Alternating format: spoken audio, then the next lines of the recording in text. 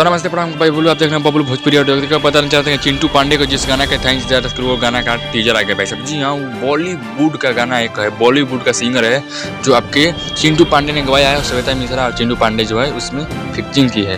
बहुत ज़बरदस्त गाना है भाई साहब। जी हाँ, बहुत ज़बरदस्त गाना है। श्वेता मिश्रा और आपके चिंटू पांडे लेकर आए हैं, लेकिन बॉलीवुड का मतलब 1 करोड़।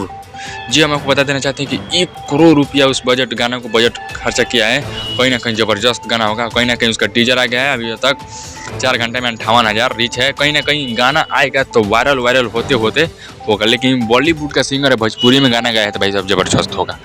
जी हाँ, ज़बरदस्त होगा क्योंकि बहुत बड़ा कलाकार है वो और भोजपुरी गाना पहला बार गवाया है। और चिंटू पांडे अपने बजट के अनुसार खर्चा किए होंगे और चिंटू पांडे के साथ श्वेता मिश्रा होगी।